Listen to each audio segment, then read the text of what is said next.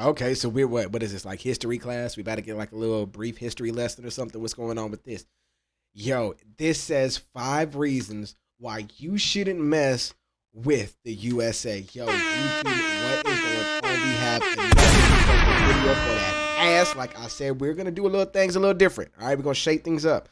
This one isn't really a music video, of course, obviously, but you know what I'm saying, it is what it is. We're gonna react to it because y'all requested it. So it's a 12-minute video. All right, get you some popcorn, a snack, a little something, a little 40, a little blunt, a little something, you know, a little something. All right, pull up, enjoy yourself, and let's watch this video. But before we get into it, big shout out to the donation squad, the crew, the army, the mafia. You feel me? We going strong and heavy. That's a big shout out to Brian, Emily, Jamie, Alex, Josh, Pitt, Dean, Todd, Frankie, Michael, Chris, Tasha, Rachel, Edwin. Yo, we are still going. Kim, Steve, Q Baby, and of course, you better not forget Crystal. You better not fix your mouth to forget Crystal, all right? Look, we are going ahead. We pulling this shit up. I don't want to talk too much. Let's go. It's a 12-minute video. The collapse of the Soviet Union in the early 90s left the United States as the sole superpower in the world, and it's never looked back. In all aspects of the world, the United States is indeed a superpower, especially when it comes to its military might, which is unsurpassable in its strength, technological superiority, operational capabilities, and power projection across the globe. In this video, we'll take a look at the 5 top reasons why you wouldn't want to go against the US military establishment. The United States Air Force is the strongest in the world, not only in the number of operational aircraft, but also in technological superiority.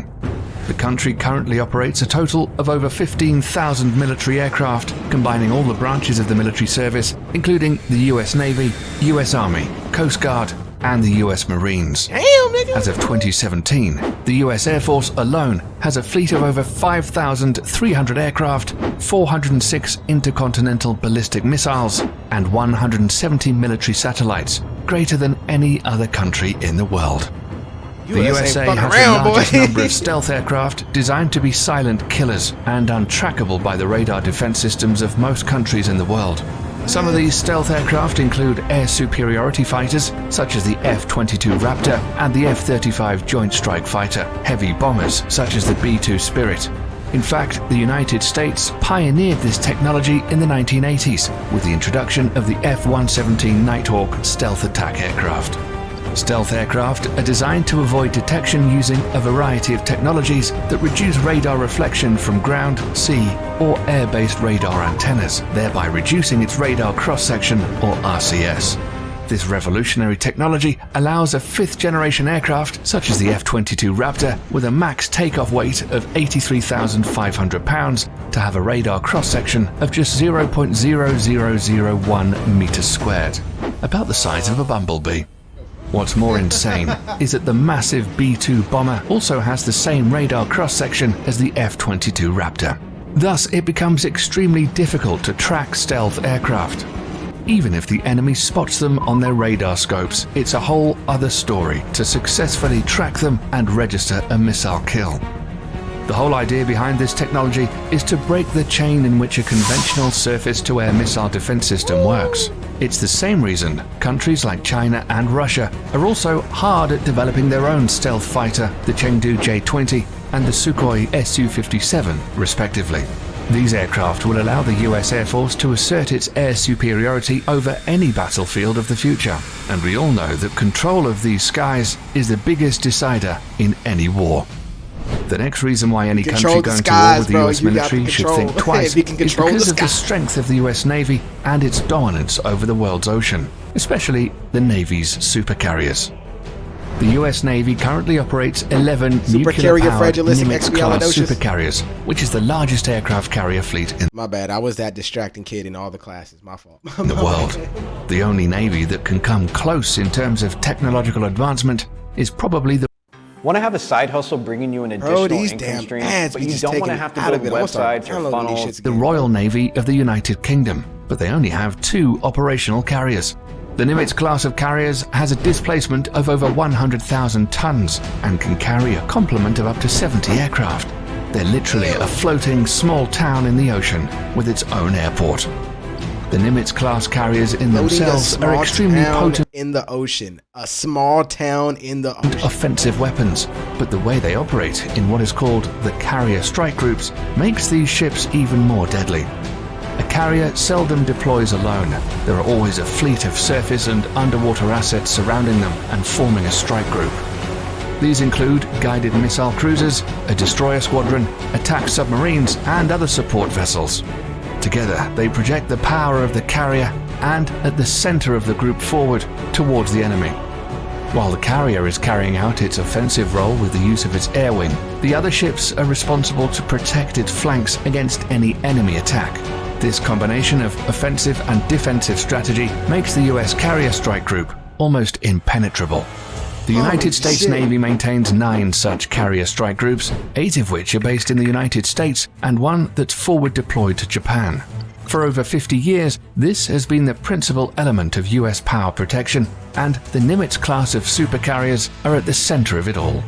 Despite this, the US is currently in the process of developing a new class of carriers called the Gerald R. Ford class, intended to replace the Nimitz class ships. This new supercarrier will be even more technologically advanced and is expected to continue US dominance of the oceans well into the late 21st century. The third reason why you shouldn't fight the US military is their massive stockpile of nuclear and conventional intercontinental ballistic missiles, or ICBMs. The ICBM plays the role of the land leg in the US nuclear triad, along with the Trident submarine-launched ballistic missile SLBM and nuclear warheads carried on long-range strategic bombers. ICBMs are launched from ground-based missile silos, achieving high suborbital spaceflight, approximately 1,000 miles above the surface of the Earth. The body of the missile then separates from the warhead, which re-enters the atmosphere and free falls to the assigned target at hypersonic speeds. The US military currently operates 400 ICBMs from its base in Wyoming, Montana, and North Dakota. The LGM-30G Minuteman III is the only type of ICBM that is currently operational in the US. The Minuteman III family of ICBMs were first developed in the 1960s as a response to the Soviet nuclear threat. Throughout the Cold War and beyond, these missiles have undergone constant modernization. In the last decade alone, the US military has undertaken $7 billion worth of upgrades. The rocket propulsion engines, the propellants used, the guidance system, and even the flight control surfaces have all been refurbished. The upgraded missiles are completely different from its 1960s counterparts, except for the shell. These state-of-the-art improvements and modernization programs have kept the Minuteman III system operational for over 50 years with improved reliability that supports the missile's remarkable 99% alert rate. Want to have a side hustle bringing you an additional income stream, but you don't want to have to build websites I get it. You know what I'm saying? The latest versions of the missiles have a range of over 8,000 miles, which is greater than the diameter of the Earth at 7,917.5 miles. They can carry multiple 330 kiloton nuclear warheads, which is 20 times greater than the bombs dropped on Hiroshima and Nagasaki. Not only that, each of these warheads can be assigned to different targets independently. The technology is called Multiple Independently Targetable Re-Entry Vehicle, or MIRV, and was first developed for the Minuteman III family of missiles. So any country messing with the United States will have to deal with this awesome arsenal of firepower, which can be launched at a moment's notice. If it weren't the ICBMs or the stealth fighters raining fire down on you, it would be precision-guided munitions, or better known as smart bombs or PGMs instead.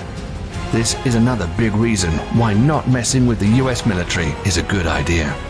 All branches of the US military use smart bombs in some forms or the other.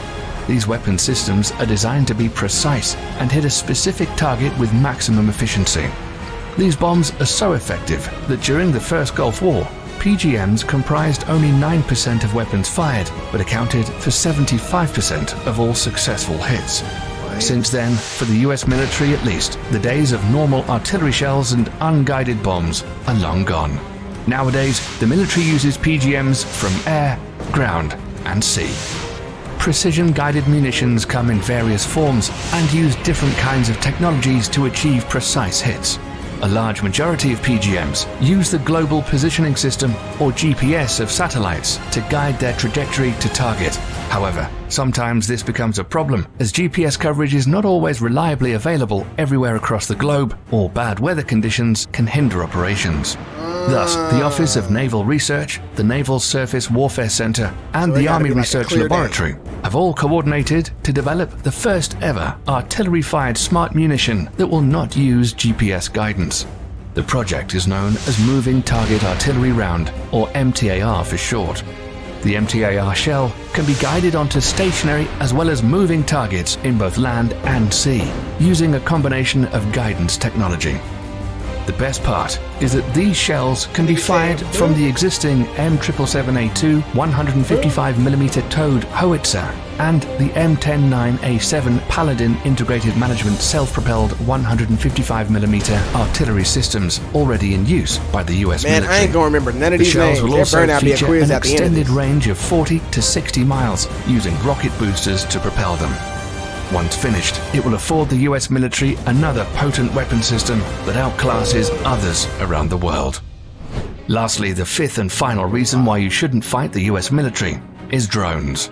We're all familiar with what an unmanned aerial vehicle or drone is and what it's supposed to do. But in recent years, the usability of UAVs are steadily increasing to encompass all spheres of military operations, and the US military is the pioneering spirit behind it. At first, used only for surveillance missions. Want to have a side hustle bringing you an additional income stream, but you don't want to have to build websites or funnels or... Drones were quickly weaponized after the 9/11 attacks and have been extensively used by the US military in the war against terror as an offensive weapon platform. It's forecasted that over the next decades, the US is in line to purchase over 1,000 combat drones of various classifications. Some of them, like the Lockheed Martin RQ-170 Sentinel and the Boeing MQ-25 Stingray, are already in the final stages of development, and once finished, will provide the US military with state-of-the-art platforms capable of multi-role operations, ranging from attack missions to aerial refueling. Drone technology has reached such heights today that a single UAV can loiter miles above the surface of the Earth for hours, waiting for the target to show its head and sticking with impunity. This capability will allow all the services under the US military to reduce its dependency on manned platforms, thereby reducing the risks during future combat operations. These 5 weapon systems make the US military extremely dangerous for any adversary looking to get into a conflict with them. In a conventional warfare setting, it's almost impossible to beat the US military machine. That's why modern enemies of the United States are employing more and more asymmetric warfare strategies against the mighty US military. Despite that, the US military juggernaut is hands down the most powerful military complex in the world today, and probably will be for decades to come. That's all we have for you today, folks. Thanks for sticking around till the end. If you like the video and want to stay up to date on cool military stuff like this, then click the subscribe button. Subscribe to this shit if y'all are enjoying that type of content. Subscribe to my channel shit if y'all are enjoying this type of content as well. But look, I'm not even finna hold you. The only thing that was hitting my head watching this shit was that Tupac, you got money for war, but you can't feed the poor. Yo, I'm not even finna hold y'all. You know how much money one of those aircrafts cost? You know how much they just said they... Look, you know what? Fuck it. I'd rather these niggas got it, so can't nobody else come over here and invade a nigga. Fuck it, bitch. Eat your arm. We got ops out here. All right, I'm gone. I'm gonna shut up. I love y'all. Bye.